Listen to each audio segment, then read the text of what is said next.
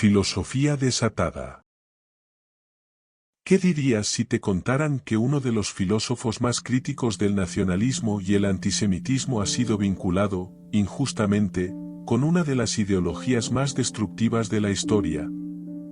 Nietzsche, el pensador que declaró que Dios ha muerto y que soñó con el superhombre, fue convertido en un ícono del nazismo, pero no por sus ideas, sino por la manipulación descarada de su obra. ¿Qué hay detrás de esta distorsión histórica? Hoy, en Filosofía desatada, vamos a desentrañar el malentendido que conecta a Nietzsche con Hitler y desmontar de una vez por todas este mito. Nietzsche fue un filósofo que dedicó su vida a cuestionar las certezas, a desafiar los dogmas y a explorar las posibilidades del ser humano más allá de los límites impuestos por la moral tradicional. Pero su legado ha sido ensombrecido por una conexión que él jamás aprobó, ni podría haber aprobado. El nazismo encontró en su obra conceptos como el superhombre y la voluntad de poder, los despojó de su verdadero significado y los convirtió en propaganda. ¿Cómo pasó esto?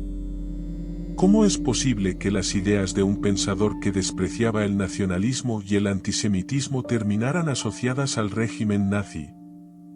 La clave de este malentendido histórico tiene nombre y apellido: Elisabeth Förster Nietzsche, la hermana de Friedrich. Tras su muerte, Elisabeth tomó el control de sus escritos, y con un claro sesgo ideológico, reescribió su filosofía para alinearla con las ideas que ella misma apoyaba: el antisemitismo, la supremacía racial y el nacionalismo alemán. Así, Nietzsche fue transformado en un pensador que nunca fue. Y, décadas después, Hitler y el Tercer Reich recogieron esta versión manipulada para justificar su visión del mundo.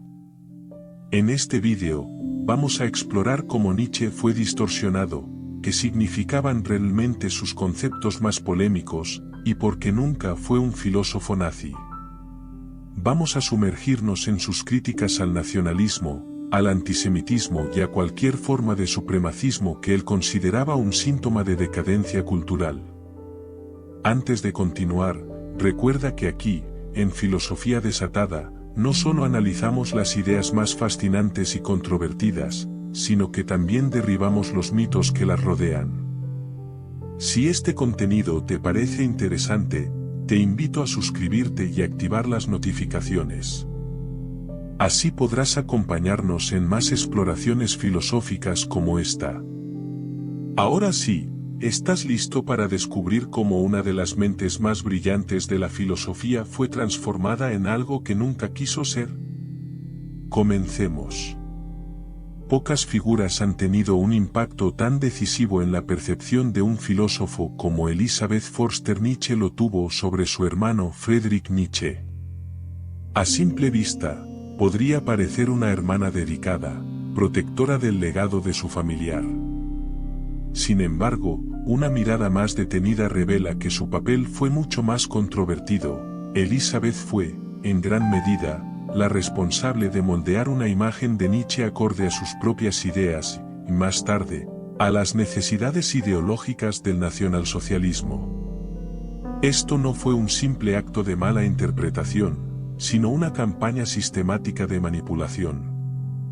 Elisabeth, nacida en 1846, compartía con su hermano una educación marcada por el luteranismo y un interés temprano en los debates intelectuales de la época.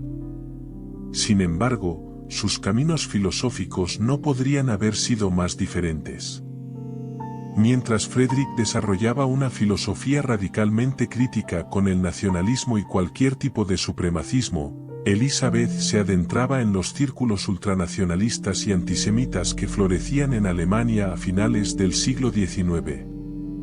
Esta inclinación ideológica se consolidó cuando contrajo matrimonio con Bernhard Förster, un conocido agitador antisemita. El matrimonio Förster, impulsado por una visión mesiánica del destino alemán, intentó poner en práctica sus ideas con un proyecto insólito: la creación de una colonia alemana en Paraguay, denominada Nueva Germania. Esta comunidad, fundada en 1887, tenía como objetivo preservar lo que ellos consideraban la pureza racias alemana, lejos de la contaminación cultural europea. El proyecto, sin embargo, fracasó estrepitosamente, sumiendo a Elizabeth en una profunda crisis personal y económica tras el suicidio de su esposo en 1889. Fue en este contexto de ruina que Elizabeth volvió a Alemania, buscando en la creciente fama de su hermano una vía para reconstruir su vida. Con Frederick incapacitado por una enfermedad mental desde 1889, Elizabeth asumió el control de sus obras y de su archivo personal. A partir de ese momento, comenzó un proceso deliberado de reinterpretación y manipulación. Uno de sus métodos más impactantes fue la edición de textos inéditos para darles una estructura y un contenido que Frederick nunca habría aprobado. Un caso emblemático es el libro La voluntad de poder, una recopilación póstuma de notas y fragmentos que Nietzsche nunca planeó publicar como una obra acabada. Elizabeth organizó estas notas en un supuesto tratado que enfatizaba ideas de dominación y expansión, tergiversando el significado original del concepto de voluntad de poder. Otro ejemplo de manipulación es su interpretación del Übermensch o superhombre. Para Frederick, el superhombre era una figura filosófica que trascendía los valores tradicionales y las limitaciones impuestas por la moralidad común. Era un ideal creativo y profundamente individualista, incompatible con cualquier forma de colectivismo, incluida la exaltación racial o nacional. Elizabeth, sin embargo, lo transformó en una figura que encajaba perfectamente en la narrativa nacionalista alemana, presentándolo como una especie de ideal ario. Esta distorsión sentó las bases para que el nazismo adoptara el término décadas después. El impacto de estas reinterpretaciones fue amplificado por la habilidad de Elizabeth para posicionarse como la guardiana oficial del legado de Nietzsche. Fundó el Archivo Nietzsche, una institución dedicada a la preservación y difusión de su obra. Sin embargo, lejos de actuar como una curadora imparcial, utilizó esta posición para promover su visión ideológica. Bajo su dirección, el archivo se convirtió en un centro de influencia que atrajo a figuras prominentes del nacionalsocialismo, incluido Adolf Hitler, quien visitó el lugar en 1934 y mostró un interés público en la obra de Nietzsche. Es importante subrayar que la visión de Elizabeth no fue un malentendido ingenuo. Sus decisiones editoriales y su alianza con el nazismo obedecieron a una intención clara de usar la figura de su hermano como herramienta para legitimar sus propias ideas, y más tarde, las del régimen. Cartas y manuscritos en los que Nietzsche criticaba explícitamente el antisemitismo y el nacionalismo fueron deliberadamente ocultados o ignorados, mientras que fragmentos ambiguos o fuera de contexto eran presentados como prueba de una supuesta afinidad con estas ideologías. El resultado de estas manipulaciones fue devastador para el legado de Nietzsche. Durante años, su filosofía fue vista como una base intelectual del nazismo, una conexión que sigue siendo motivo de debate en la actualidad. Sin embargo, al examinar de cerca sus textos originales y el contexto en el que fueron escritos, queda claro que Nietzsche fue no solo ajeno, sino profundamente contrario a las ideas que se le atribuyeron tras su muerte. La figura de Elizabeth Förster Nietzsche, aunque polémica, resulta clave para entender cómo esta distorsión histórica tomó forma. Es crucial, entonces, leer a Nietzsche en sus propios términos, alejados de la versión que Elizabeth construyó para el consumo del nacionalsocialismo. Solo así podemos redescubrir al pensador que, lejos de ser un aliado del nacionalismo o el antisemitismo, dedicó su vida a criticar todo lo que limitaba la libertad y la creatividad humanas.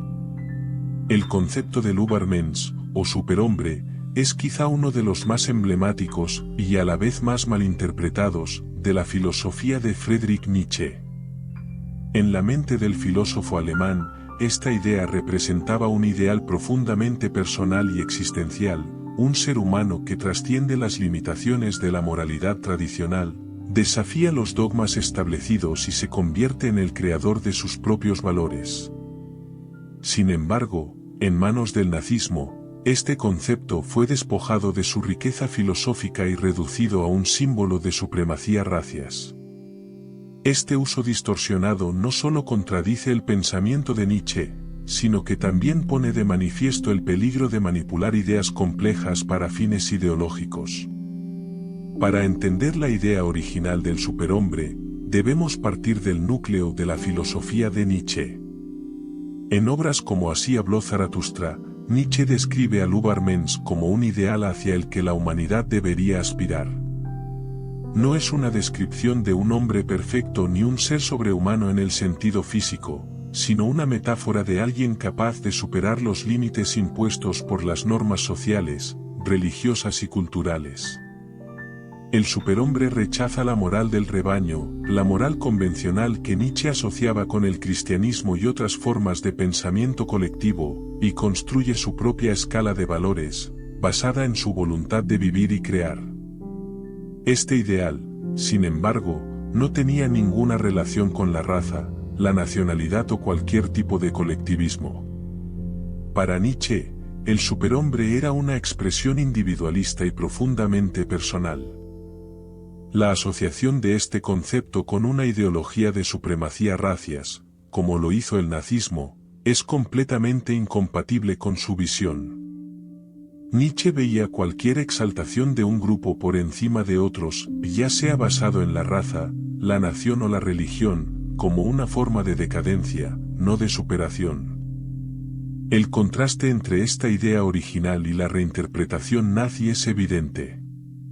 En el contexto del Tercer Reich, el Übermensch fue utilizado como una herramienta propagandística para reforzar la idea de la supremacía aria.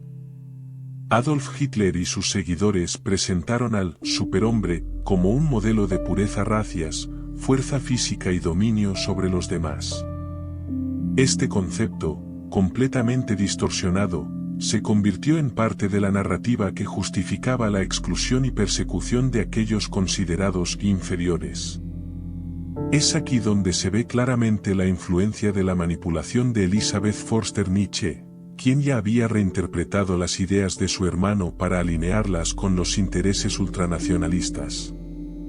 La postura de Nietzsche frente a estas ideas es clara y se puede encontrar en numerosos escritos y cartas. Por ejemplo, en una misiva de 1887 dirigida a su hermana Elisabeth, Nietzsche criticó abiertamente su antisemitismo y su apego a ideologías nacionalistas. En otra ocasión, se refirió al nacionalismo como la enfermedad de Europa, una postura que deja claro su rechazo a cualquier forma de superioridad basada en la raza o la nación. Incluso en Así habló Zaratustra, donde desarrolla la idea del superhombre, Nietzsche subraya la importancia de superar el espíritu de la tribu y del rebaño, términos que usaba para describir la mentalidad colectiva que limita al individuo. Un ejemplo práctico del uso distorsionado de este concepto lo encontramos en los discursos de Hitler, quien citó ideas vagas sobre la superioridad y la voluntad para inspirar a las masas. Aunque nunca citó directamente a Nietzsche de manera rigurosa, la influencia del malentendido ya propagado por Elisabeth permitió que el concepto de Übermensch fuera reinterpretado como un arquetipo del ideal ario. Las imágenes de hombres atléticos y rubios que inundaron la propaganda nazi reflejan esta visión adulterada, diametralmente opuesta al mensaje original de Nietzsche. Es crucial destacar que, en el fondo, el Übermensch nietzscheano no busca dominar a otros, sino trascenderse a sí mismo. No se trata de imponer su voluntad al mundo, sino de liberarse de las cadenas de la moralidad tradicional y encontrar un sentido profundo a su existencia. Este ideal de superación individual, de creatividad y de ruptura con lo establecido, es completamente incompatible con las ideas colectivistas y opresivas del nacionalsocialismo. Al mirar esta manipulación histórica, es inevitable reflexionar sobre el impacto de reinterpretar ideas filosóficas fuera de su contexto. Nietzsche, el filósofo que aborrecía el nacionalismo, el antisemitismo y cualquier forma de supremacismo, fue transformado en una figura asociada a estas mismas ideologías por quienes buscaban legitimarlas. Este contraste no solo subraya la riqueza y profundidad de su pensamiento, sino también la importancia de defender su legado frente a las distorsiones que lo han ensombrecido. La voluntad de poder es quizás uno de los conceptos más profundos y también más tergiversados de la filosofía de Friedrich Nietzsche. En su pensamiento original, este término describe algo mucho más complejo y vitalista de lo que sugiere la interpretación simplista promovida por el nacionalsocialismo. Mientras Nietzsche concebía la voluntad de poder como una fuerza creativa y de autoafirmación, los nazis redujeron esta idea a una justificación de la dominación, el expansionismo y la supremacía militar. Una distorsión que despoja al concepto de su riqueza filosófica y lo convierte en un instrumento político. Para entender qué significaba realmente la voluntad de poder en el pensamiento de Nietzsche, debemos remontarnos a su visión de la vida. En lugar de definirla como una lucha por el poder en el sentido político o militar, Nietzsche la concibió como una pulsión fundamental que impulsa a los seres humanos y a toda forma de vida, a trascender sus limitaciones, a superarse a sí mismos y a expresar su potencial creativo. En este sentido, la voluntad de poder no es un deseo de controlar o someter a otros, sino una afirmación vital de la existencia, una fuerza que nos lleva a crear, innovar y dar forma a nuestro propio destino. En Más allá del bien y del mal y el anticristo, Nietzsche describe esta voluntad como el impulso básico que mueve a los individuos y las culturas hacia el crecimiento y la transformación. No es un llamado a la conquista externa, sino a la conquista interna, un proceso en el que cada individuo encuentra su autenticidad y se libera de las restricciones impuestas por las normas sociales, religiosas o políticas. Este concepto está íntimamente relacionado con su crítica a la moral tradicional y su idea del superhombre, como vimos anteriormente. Sin embargo, tras la muerte de Nietzsche, este concepto fue apropiado y deformado por su hermana Elisabeth Förster Nietzsche, posteriormente, por el nazismo. En un intento de construir un sistema filosófico que justificara sus propios intereses, Elisabeth recopiló fragmentos dispersos de las notas de su hermano y los publicó bajo el título La voluntad de poder. Este libro no fue una obra escrita ni autorizada por Nietzsche, sino una compilación arbitraria que distorsionó su pensamiento.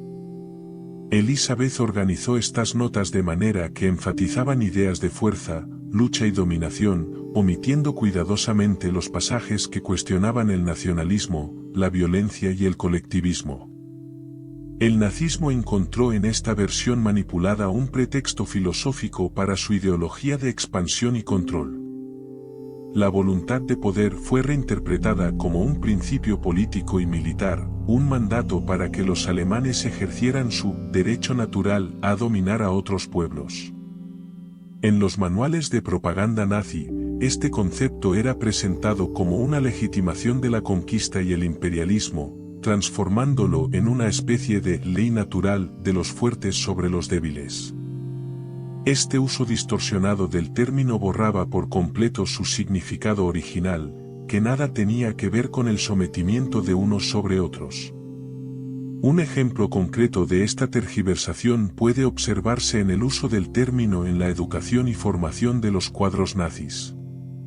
Textos ideológicos distribuidos entre las élites del partido, como los manuales de las juventudes hitlerianas, incluían frases supuestamente inspiradas en Nietzsche que glorificaban la fuerza bruta y el expansionismo territorial.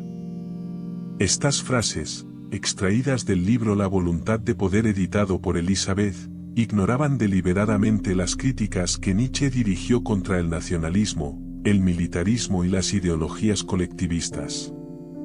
Es fundamental subrayar que Nietzsche veía la voluntad de poder como una afirmación de la vida y no como una negación de la vida de otros. En sus escritos, condena explícitamente la búsqueda del poder por sí mismo, especialmente cuando se basa en la opresión de los demás. De hecho, En varios pasajes critica a los políticos y militares que reducen el poder a una mera capacidad de imponer su voluntad sobre otros. Para Nietzsche, esa es una forma degradada y superficial de poder, una expresión de debilidad más que de fuerza genuina. El contraste entre la visión filosófica de Nietzsche y la versión nazi no podría ser más claro. Mientras que el filósofo alemán buscaba una liberación individual y creativa de los límites impuestos por la tradición, el nazismo utilizó el concepto de voluntad de poder como una herramienta para perpetuar el control colectivo y justificar actos de agresión. Esta tergiversación no solo dañó el legado de Nietzsche, sino que también contribuyó a perpetuar uno de los mayores malentendidos de la historia de la filosofía. En última instancia, recuperar el verdadero significado de la voluntad de poder implica entender a Nietzsche como un pensador que celebraba la vida en todas sus formas y rechazaba cualquier intento de someterla a esquemas rígidos o dogmáticos. Su filosofía, lejos de ser un manifiesto para el nazismo, es una invitación a explorar nuestra capacidad creativa y a encontrar nuestra propia fuerza en la libertad y la autenticidad. Uno de los aspectos más sorprendentes de la distorsión del legado de Friedrich Nietzsche es la idea, completamente falsa, de que fue un simpatizante del antisemitismo. Esta percepción errónea fue difundida, en gran parte, por las manipulaciones editoriales de su hermana Elisabeth Förster Nietzsche y reforzada por la apropiación nazi de su obra. Sin embargo, al examinar sus escritos y cartas originales, emerge un retrato completamente distinto. Nietzsche no solo rechazaba el antisemitismo, sino que lo consideraba una expresión de decadencia cultural y moral que minaba la grandeza humana que tanto admiraba. Las cartas de Nietzsche a Elisabeth son un testimonio claro de su postura. Cuando su hermana contrajo matrimonio con Bernard Förster, un conocido agitador antisemita, Nietzsche no ocultó su desaprobación. En una carta de 1887, escrita con un tono de abierta crítica, le recrimina su asociación con tales ideas y la acusa de estar atrapada en un nacionalismo retrógrado que él despreciaba profundamente. Nietzsche llegó incluso a cortar la relación con ella por largos periodos, mostrando que no toleraba que su nombre se asociara con la ideología de su cuñado ni con el antisemitismo. En sus obras filosóficas, Nietzsche también expresa de forma inequívoca su rechazo al odio racias. En Así habló Zaratustra, por ejemplo, el filósofo plantea una visión de humanidad que trasciende cualquier tipo de división basada en razas, religiones o nacionalidades. La figura del superhombre, que ya hemos analizado, no pertenece a ningún grupo étnico ni está definida por criterios de pureza racias, sino por su capacidad de crear nuevos valores y superar las limitaciones impuestas por la moral tradicional. Este ideal es incompatible con las ideas de superioridad racias que definieron al nazismo. Otro texto revelador es El crepúsculo de los ídolos, donde Nietzsche critica las ideologías colectivistas y denuncia cualquier forma de fanatismo que limite la libertad y la creatividad individual. En este libro, califica el antisemitismo como una forma de resentimiento, un mecanismo de proyección utilizado por los débiles para culpar a los demás de sus propias carencias. En su opinión, el odio racias no es más que una señal de decadencia cultural, un síntoma de la incapacidad de una sociedad para renovarse y enfrentar sus propios problemas. El contraste entre estas posiciones y la ideología nazi no podría ser más evidente. Mientras que el nacionalsocialismo promovía una visión del mundo basada en la exclusión, el odio y la jerarquización racias, Nietzsche defendía una humanidad que superara las barreras impuestas por la moralidad convencional y los prejuicios culturales.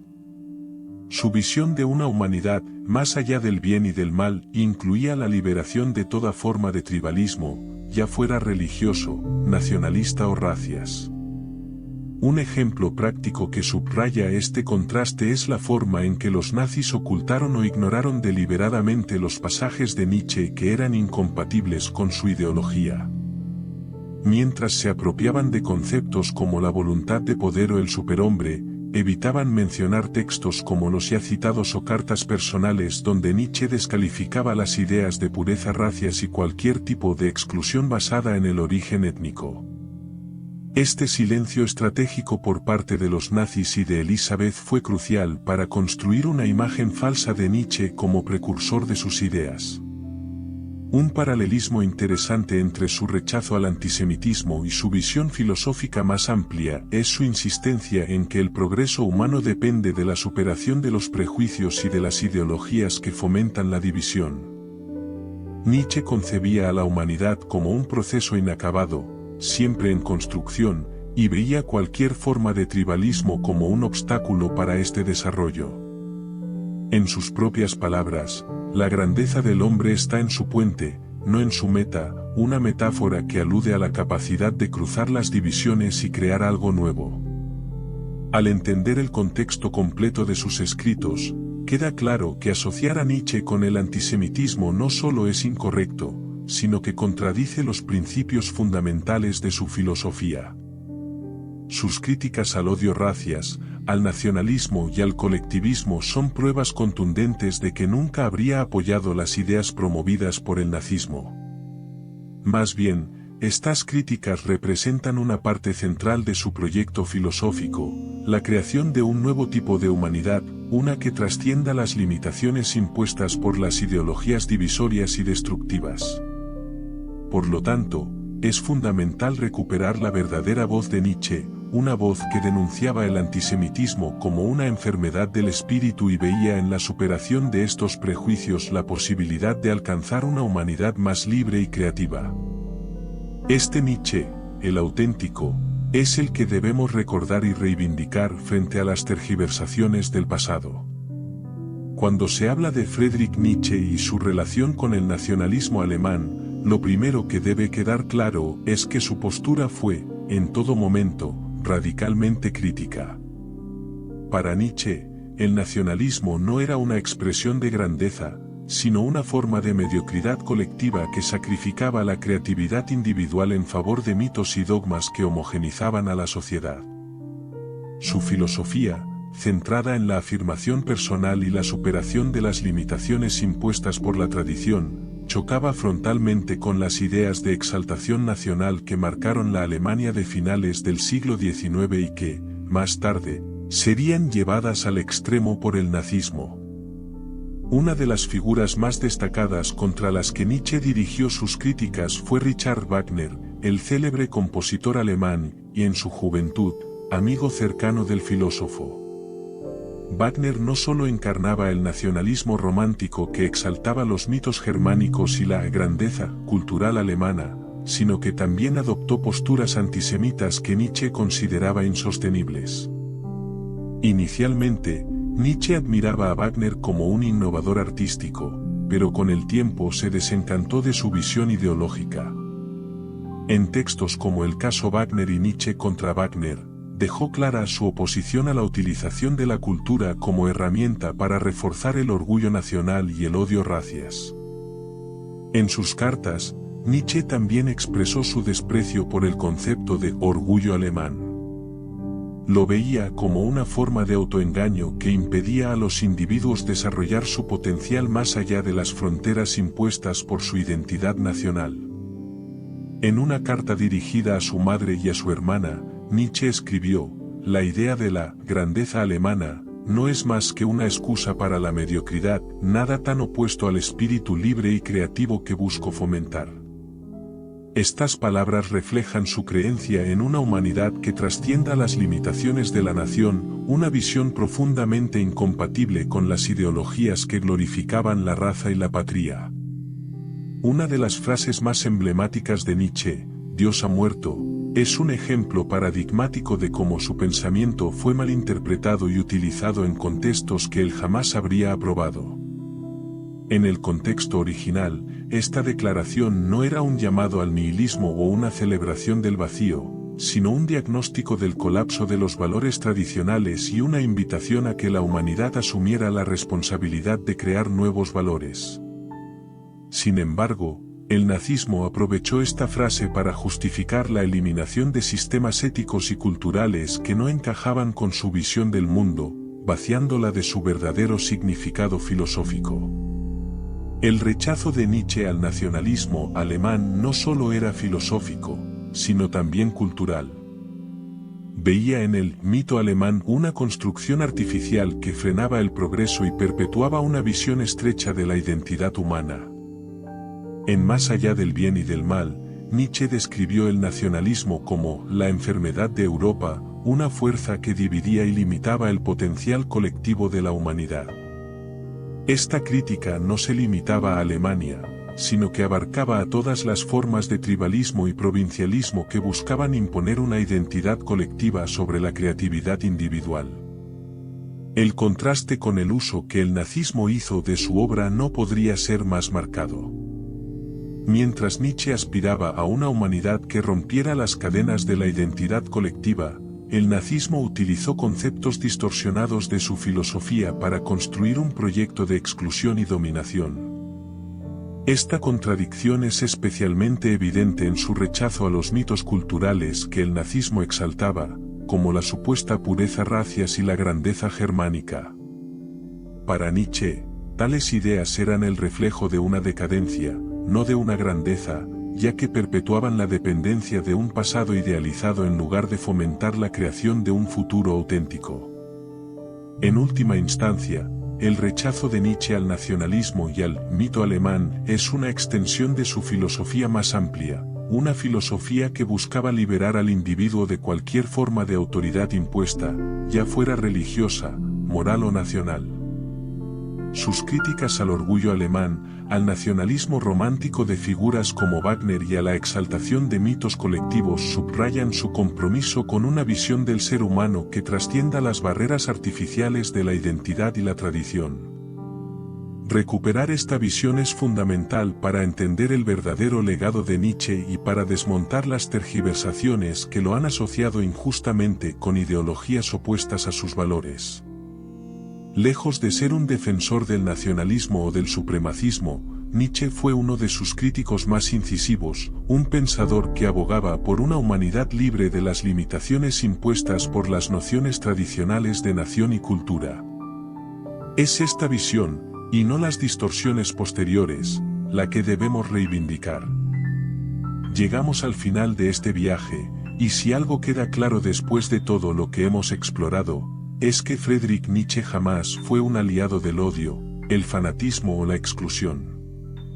Lejos de ello, su filosofía es un canto a la libertad individual, a la creatividad y a la superación de las cadenas que nos atan al conformismo y la mediocridad.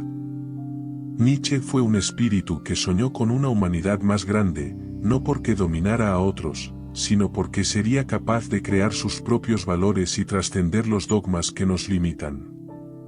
Hemos visto cómo sus ideas fueron manipuladas, tergiversadas y usadas para justificar lo injustificable. Pero también hemos comprobado, con sus propias palabras, que Nietzsche se opuso con firmeza al nacionalismo, al antisemitismo y a cualquier forma de tribalismo que redujera al ser humano a un miembro más de un rebaño.